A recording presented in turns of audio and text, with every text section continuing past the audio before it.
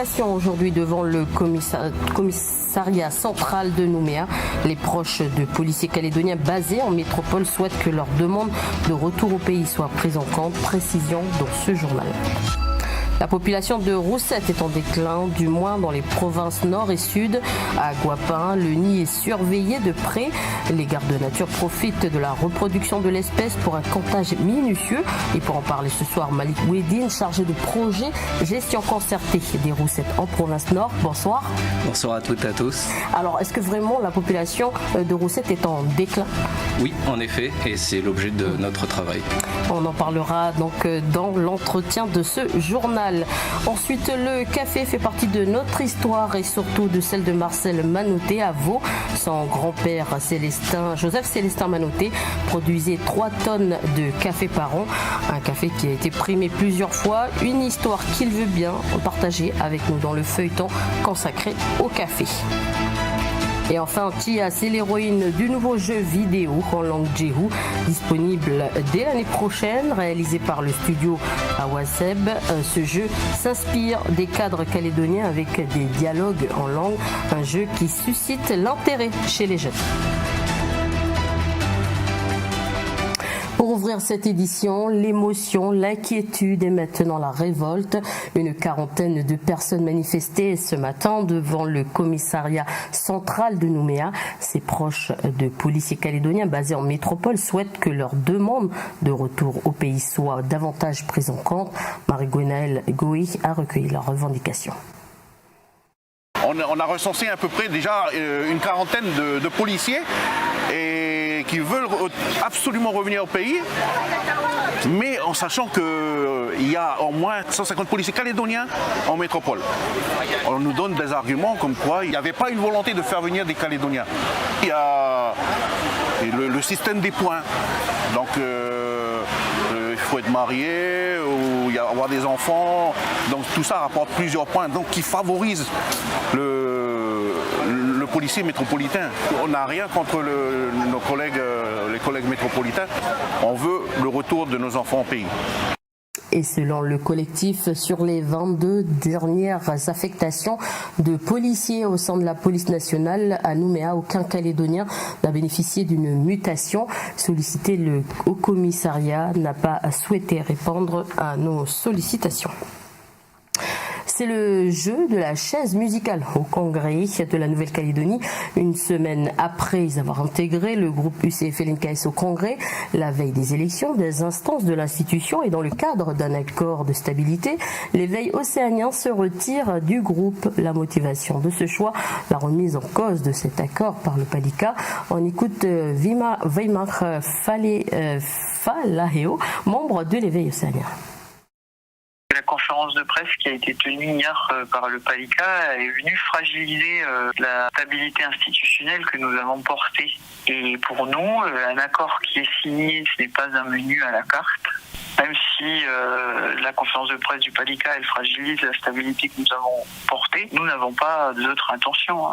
Il faut continuer à travailler. Aujourd'hui, nous sommes à l'aube des discussions sur l'avenir institutionnel et nous devons trouver des solutions ensemble. Concernant tout ce qui arrivera, notamment les réformes à venir, nous continuerons toujours sur notre lancée. Nous votons les textes par rapport à ce qu'ils apportent de bien pour les populations et pour le pays, mais pas parce qu'ils émanent des indépendantistes ou des loyalistes. C'est pas comme ça que nous travaillons à l'éveil océanien. Voilà, des propos recueillis par téléphone par Audrey Poedi. Même en France, nos politiques font parler d'eux. Nommé tout juste conseiller spécial auprès de Sonia Baquès, la secrétaire d'État à la citoyenneté, Brieux Frogier démissionne. Les explications d'Antoine Raes dans la revue de presse.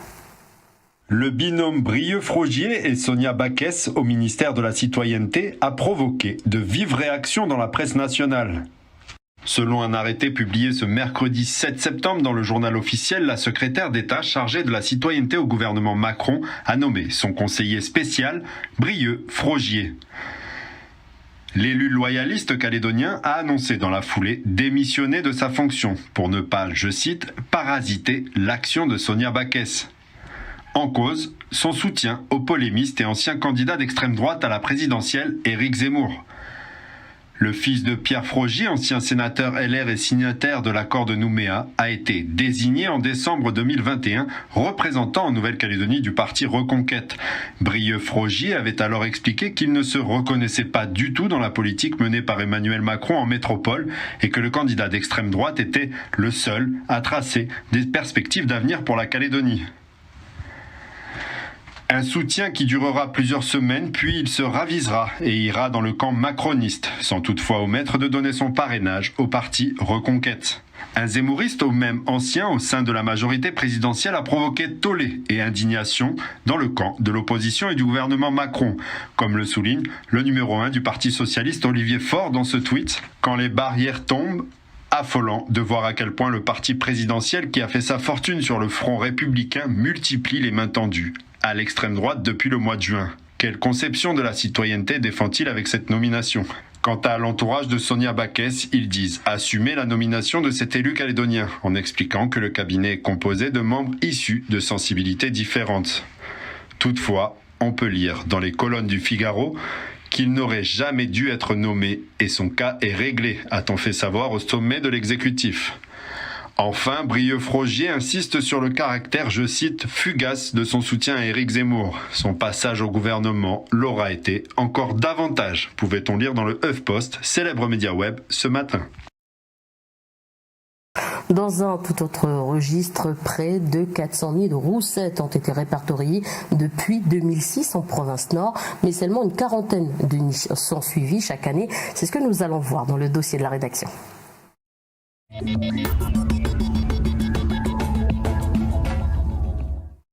Et c'est en ce moment que les frugivores mettent bas, les gardes nature et les associations environnementales profitent de cette période pour réaliser donc un comptage minutieux au pied des nids.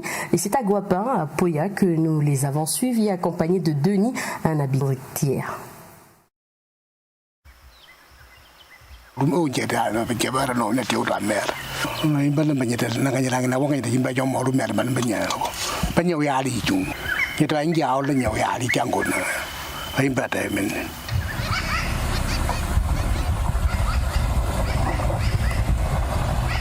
Avant que la lumière du jour ne disparaisse, Denis Maindupoveux, gardien de l'environnement à Guapin, et les gardes nature mettent en place leur campement 2h30 avant l'émergence. Pendant ce temps, les jardinières de forêt sont au repos avant leur quête de nourriture.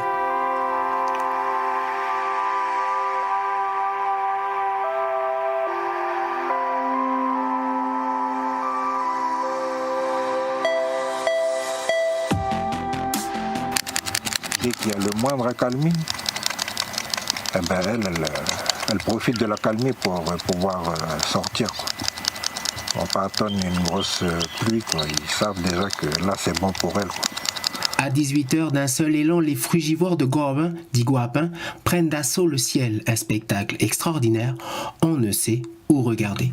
Les années d'expérience des gardes nature n'est plus à prouver, une organisation bien rodée pour le comptage. Un ciel divisé en 3, David, Philippe et Denis ont chacun un couloir dans lequel ils comptent le nombre de roussettes. Une paire de jumelles et un compteur sont leurs seuls outils.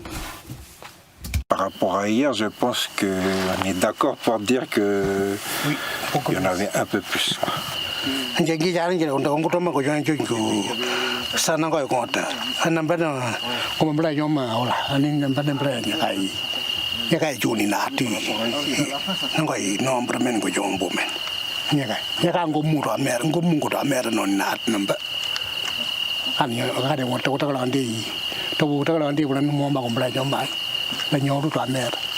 Ce soir, nos gardes nature ont comptabilisé 8528 individus, soit un peu plus que la veille.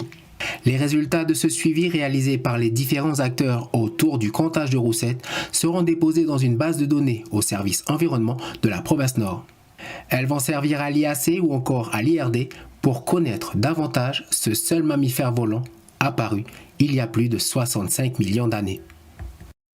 D'ailleurs, la gestion de la chasse à la roussette sera au cœur d'un forum à Yingen le mois prochain. Ouedine Malik, bonsoir, merci d'avoir accepté notre invitation. Bon, je le rappelle, vous êtes chargé de projet, gestion concertée des roussettes en province Nord. Bonsoir. Bonsoir à tous, bonsoir Elise. Alors, lorsque l'on voit ce reportage, nous avons l'impression que la roussette se porte bien, mais est-ce que c'est vraiment le cas ? En fait, c'est une situation qu'on rencontre souvent. C'est que souvent les gens, notamment ceux qui sont proches des nids de roussettes, ils vont avoir l'impression qu'il y a toujours autant de roussettes, voire qu'il y en a plus quand il y a une floraison et que du coup il y a plus de roussettes dans leur nid. Mais quand on regarde les chiffres sur le suivi qu'on fait depuis 2010 sur l'ensemble de la province Nord, on voit que les populations de roussettes sont en déclin. Alors quelles sont les raisons ? Donc la première raison, c'est la chasse, légale et illégale. On estime à au moins 52 000 roussettes qui sont chassées chaque année en province Nord. On a aussi les charrets qui ont un prélèvement du même ordre de grandeur, probablement aux alentours de 43 000 roussettes. Et aussi de la dégradation de leur environnement, des écosystèmes forestiers, qui va entraîner moins de nourriture et moins d'habitat pour pouvoir se reposer. Et on a aussi la problématique qui est croissante des changements climatiques. Et ce qu'il faut bien se dire, c'est que les nids comme Guapin, c'est vraiment des sites exceptionnels. C'est probablement le plus gros nid de roussettes de Nouvelle-Calédonie. Alors, qu'est-ce qu'on fait justement pour améliorer la situation ? Je sais qu'il y a des membres du groupe de concertation qui vont se retrouver ce samedi à Koné. L'objectif, c'est de proposer un plan de gestion. Alors, en attendant, quelles sont les avancées des travaux ? Donc, la province Nord met en place depuis l'année dernière un programme de gestion concertée des roussettes sur son territoire, où je suis chargé de ce projet. C'est un projet réalisé avec le soutien financier de l'Office français de la biodiversité et qui nous a permis de réunir 23 habitants et habitantes de la province Nord qui étaient investis par la meilleure gestion des roussettes, leur préservation, et donc constitués de tous horizons, des chasseurs, des gens qui veulent la protéger, des coutumiers, des élus ou encore des agents provinciaux, et qui ont pour mission de faire des propositions de gestion qui seront ensuite présentées durant le forum à l'ensemble de la population. Est-ce que vous pouvez nous donner des exemples de propositions, d'actions qui sont menées sur le terrain ? Donc à l'heure actuelle, les actions qui sont menées sont le contrôle par les gardes nature, les suivis également. On met aussi en place un programme de sensibilisation avec notamment ce livret qu'on distribue lors de conférences qu'on fait à l'attention du grand public. Donc la province Nord, elle a vraiment adapté sa communication et ses programmes de sensibilisation au grand public. On va les intensifier dans les années à venir pour restituer les résultats des études et alerter les gens sur le déclin des populations de roussettes. D'ailleurs, il y a des grandes dates à annoncer parce que vous organisez des forums, des rencontres. Oui, exactement. Donc, on organise des conférences. On a fait la première au mois de juillet au lycée Michel Rocard. Donc, on s'intéresse particulièrement à la jeunesse, mais aussi aux adultes. Et on a rendez-vous le 22 septembre à la médiathèque de Koumak et normalement le 8 novembre à la médiathèque de Koné pour présenter ces travaux et discuter avec les gens de la gestion des roussettes. Alors, justement, est-ce que les jeunes, la population est réceptive à ce message et aux actions qu'on doit mener sur le terrain pour protéger les roussettes? C'est comme pour tout, pas tout le monde est forcément réceptif, mais avec les chiffres qu'on présente aux gens, ça leur paraît cohérent avec la réalité. Et il y a beaucoup de gens qui sont prêts à s'engager autour de la préservation des roussettes et devenir des ambassadeurs.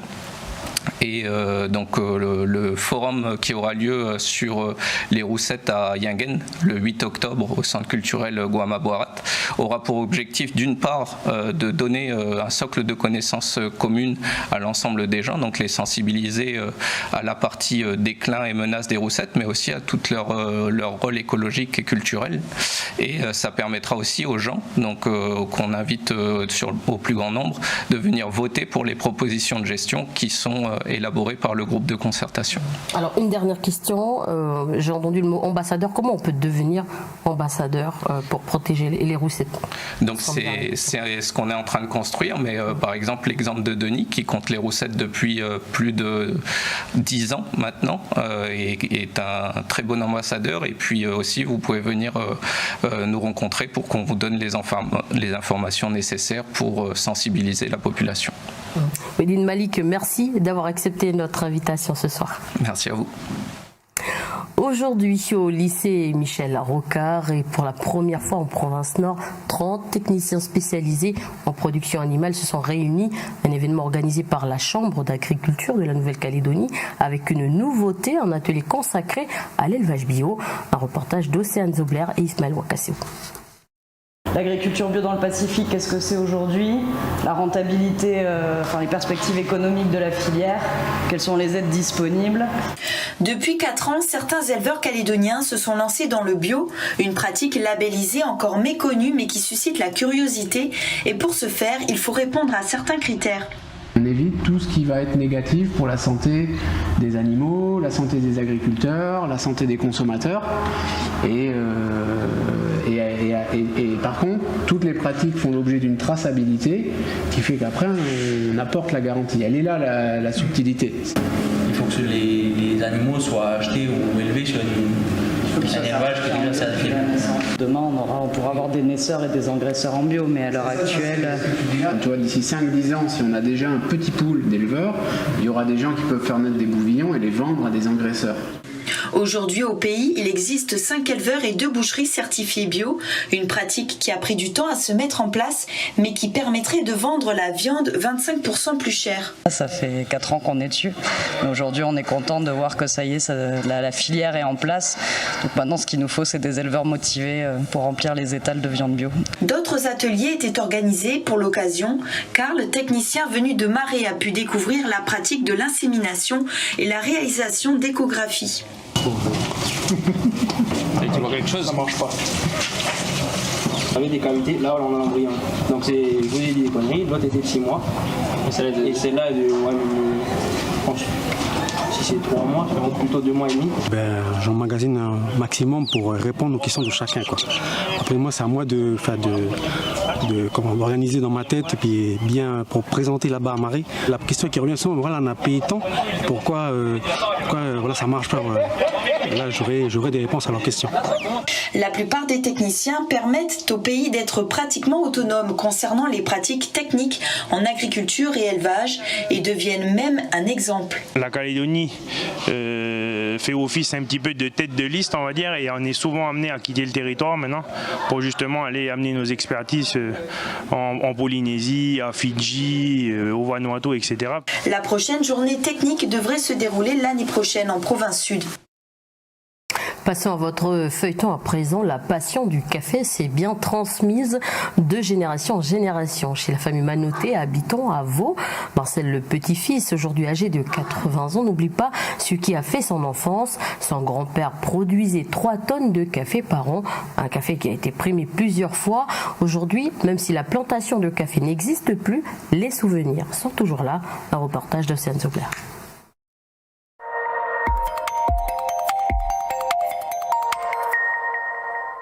Dans les mains, j'ai la preuve de la qualité du café calédonien à une certaine époque. Alors, une médaille d'argent et une médaille d'or en 1922. Et celle-là, c'est la 3e exposition, c'est la 2e exposition où il a participé en 1930. Le grand-père de Marcel, Joseph Célestin, engagé dans l'armée, a été envoyé en Nouvelle-Calédonie en 1887. Après la libération, il a pu avoir une parcelle de 5 hectares à Vaud, sur laquelle il a tout de suite planté du café, principalement de l'arabica, et a pu commencer à produire quelques années après 3 tonnes de café par an. Pendant des années, ça a été Balante qui nous achetait notre café. Et après, on en a vendu à des torréfacteurs locaux. En 1961, il y a eu un méchant cyclone au mois de mars. Et avec mon père, on a commencé à couper les arbres tombés dans la propriété Mais le cyclone était passé au mois de mars. C'est le moment où les premiers grains de café mûrissent. Donc en 1971, quand mon père est mort, le café n'était plus payant. J'ai supprimé complètement la plantation de café pour faire de l'élevage à la place.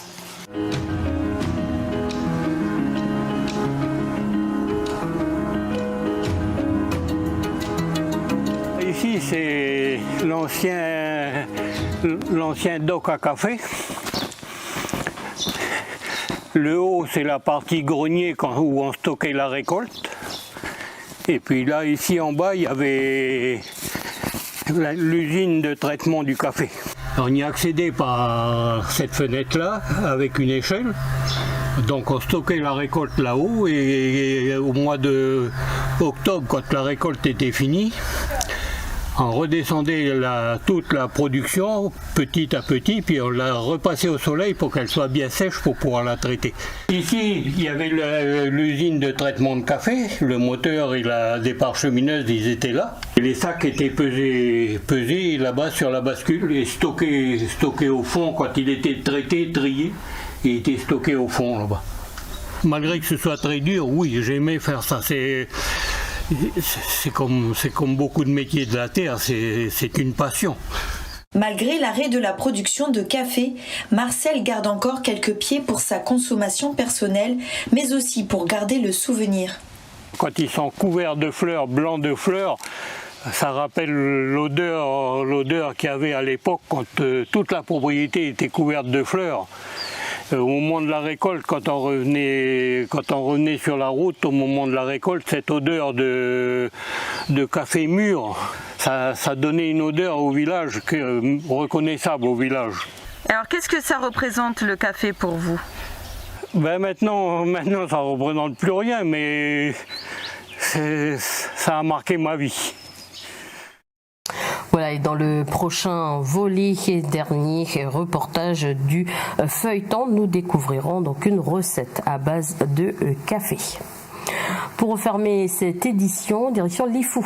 Tia, c'est l'héroïne du nouveau jeu vidéo en langue Djehu, disponible dès l'année prochaine. Réalisé par le studio Awaseb, ce jeu est inspiré des cadres calédoniens avec des dialogues en langue Djehu. Ce premier jeu vidéo en langue kanak est le fruit de 4 années de travail de 5 Calédoniens. Plusieurs jeunes se sont rendus au Faré pour découvrir ce jeu. Un reportage d'Henri Nailolo. Et bien en fait c'est pas mal d'enfants de Lifou qui sont en train de faire une énorme fresque en faisant de la peinture, du dessin, du collage, inspiré de Chia grâce à tous les visuels qu'on a mis autour de la pièce. Si bien sûr ils ont envie de faire autre chose juste par rapport à l'imagination, ils peuvent tout à fait. Une fois qu'ils auront fait cette fresque là, on va dans quelques jours l'afficher dans une salle à Nouméa où justement on va faire une autre coutume avec d'autres personnes. Partager cette belle aventure et créer du lien à travers un atelier de graphisme, c'est l'objectif de cette rencontre entre les créateurs du nouveau jeu vidéo avec les gens de Djehu qui leur ont tant inspiré dans l'élaboration de ce projet. Hier, plus de 80 jeunes ont participé à cet atelier géant. Dès que j'ai entendu parler de ce jeu, je me suis dit wow, c'est incroyable, ils ont réussi à s'inspirer de notre île à nous. Après, je me suis dit, bon bah on n'a qu'à y aller. Après, dès que j'ai vu le jeu, ça me va tout de suite donner envie de vouloir y jouer. J'aimerais bien jouer à ce jeu. Oui, découvrir ce jeu qui parle de notre pays.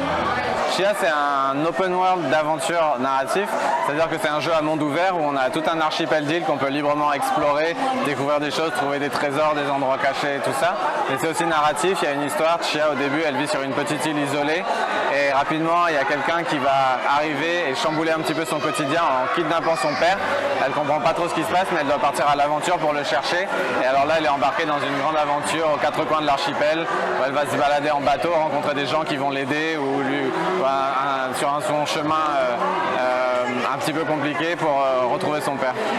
Ce jeu vidéo en Djehu et en français sera en téléchargement sur Internet et disponible en février sur PlayStation 4 et 5 et plus tard sur d'autres plateformes. Outremernews.fr, le site de l'actualité Outre-mer, 24 heures sur 24 et 7 jours sur 7.